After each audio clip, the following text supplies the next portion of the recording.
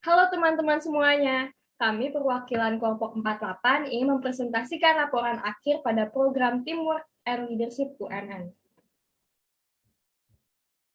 Tema yang kami ambil adalah kualitas pendidikan. Jadi, apa sih kualitas pendidikan itu?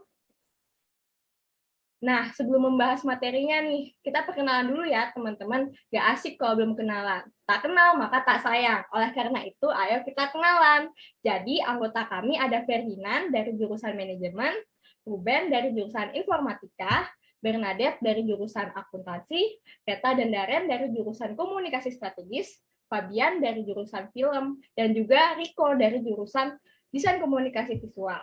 Pasti kalian bingung kan, kok ada nama yang belum dibacakan sama aku. Nah, ini yang belum dibacakan adalah nama kami perwakilan tim presentasi kelompok 48. Jadi, perkenalkan namaku Jasmine dari jurusan Desain Komunikasi Visual bersama temanku, yaitu Alif dari jurusan Desain Komunikasi Visual dan juga Kai dari jurusan Arsitektur. Sekarang, mari kita mulai membahas laporan akhir. Dimulai dari gambaran masalah. Jadi, apa sih pendidikan itu? Pendidikan adalah pembelajaran, pengetahuan, keterampilan, dan juga kebiasaan sekelompok orang yang diturunkan dari generasi ke generasi melalui pengajaran, pelatihan, atau penelitian. Kini, kualitas pendidikan di Indonesia saat ini masih rendah loh. Rendahnya kualitas pendidikan di Indonesia disebabkan oleh beberapa faktor. Ini juga dibuktikan dengan data UNESCO mengenai klasifikasi indeks pembangunan manusia. Oke teman-teman, sekarang aku ingin membahas faktor-faktor yang mempengaruhi kualitas pendidikan di Indonesia. Pertama, terdapat faktor ekonomi. Dikarenakan mahalnya biaya pendidikan dan orang tua kurang mampu untuk membiayai pendidikan anak yang dapat mempengaruhi rendahnya kualitas pendidikan di Indonesia.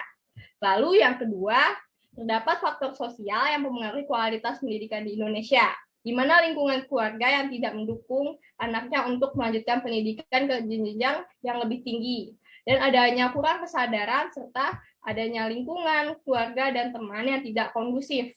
Juga terdapat mempengaruhi kualitas pendidikan. Yang ketiga, ada faktor budaya nih teman-teman. Dikarenakan adanya orang tua yang masih banyak ada yang menganggap bahwa pendidikan cukup sampai SMA saja. Masih ada kurangnya budaya membaca pada anak juga berpengaruh. Begitu juga yang terakhir terkait faktor budaya, adanya budaya asing yang masuk dari luar secara cepat seperti kemajuan teknologi di bidang informasi. Sekarang kita sampai kepada faktor yang keempat, yaitu teknologi. Dikarenakan kurang tersedianya teknologi untuk menunjang kegiatan belajar mengajar, juga dapat mempengaruhi kualitas pendidikan di Indonesia. Melalui teknologi, siswa mampu mencari informasi yang lebih luas, dikarenakan memudahkan akses untuk belajar. Sekarang kita sudah sampai di faktor terakhir nih, yaitu faktor sumber daya manusia. Dikarenakan adanya kualitas pengajar atau guru yang rendah. Banyaknya guru yang kurang profesional dalam melaksanakan tugasnya dapat mempengaruhi, dan juga tersebarnya guru di Indonesia juga dapat mempengaruhi kualitas pendidikan di Indonesia. Selanjutnya akan dilanjutkan oleh temanku, yaitu Alif. Silahkan. Baik, selanjutnya ialah urgency. Terdapat banyak masalah tentang kualitas pendidikan pada Indonesia saat ini. Kita memasukkan 10 dari beberapa masalah yang ada di dalam laporan tersebut.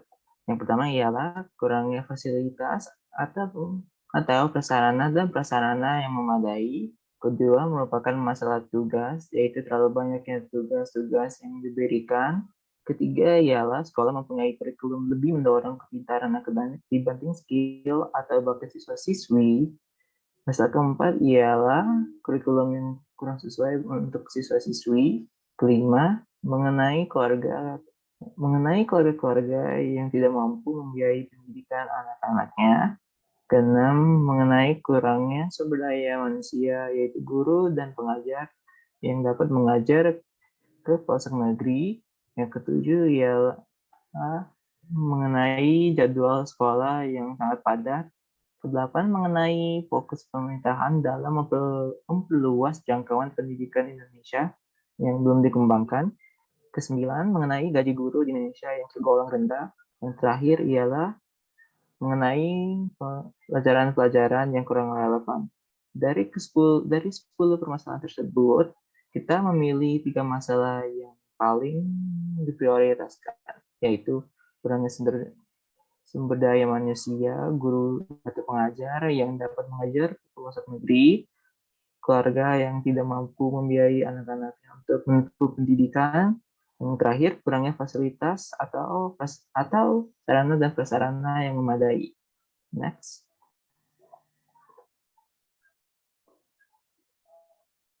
Selanjutnya ialah referensi sumber lain. Next.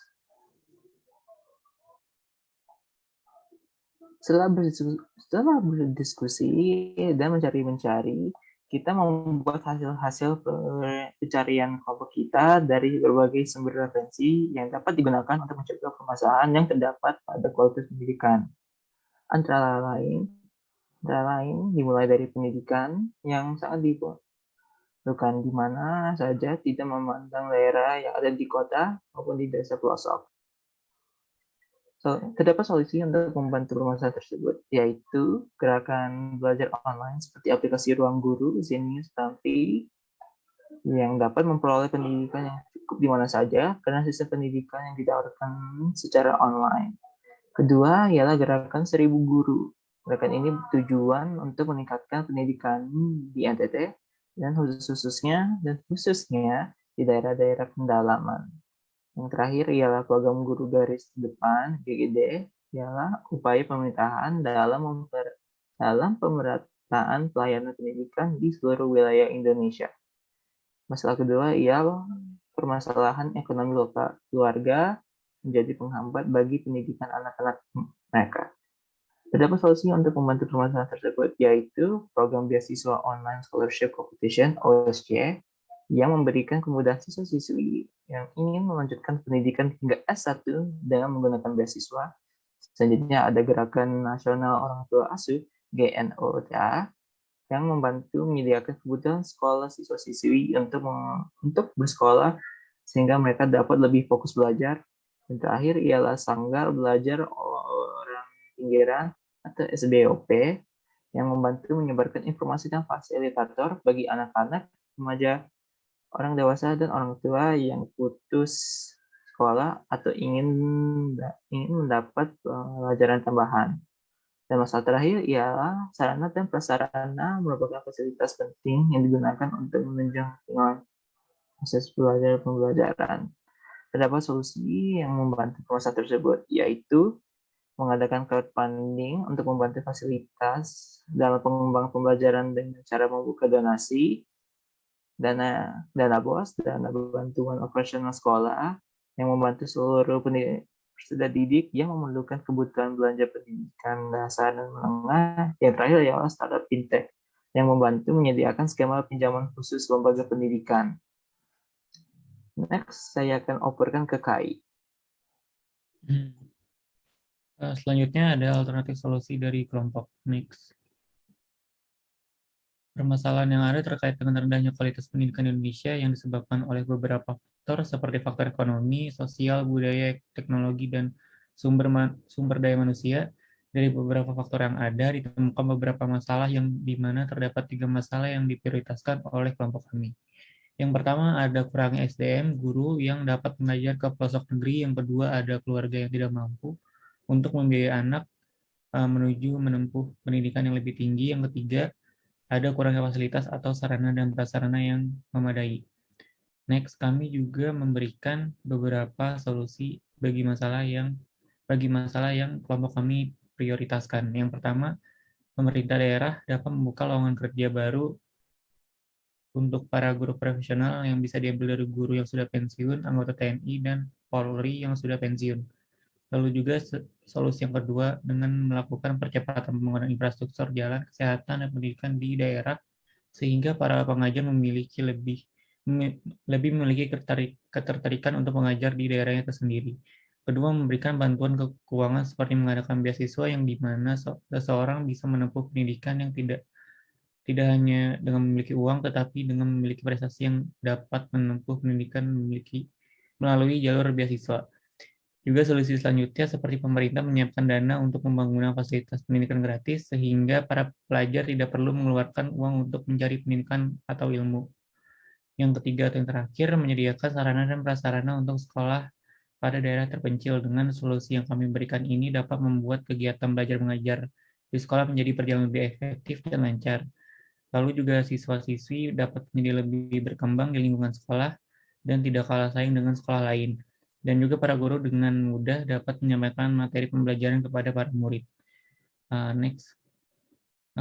Kita udah sampai di akhir presentasi, yaitu kesimpulannya adalah semua masalah kualitas pendidikan yang ada di Indonesia masih dapat diatasi dengan berbagai cara yang sudah saya dan rekan-rekan saya jelaskan sebelumnya. Sekiranya sampai sini saja presentasi kualitas pendidikan dari kelompok kami. Masih banyak hal-hal positif yang dapat diperoleh dari solusi kelompok kami sampaikan. Kurang lebihnya mau dimaafkan. Sekian dan terima kasih.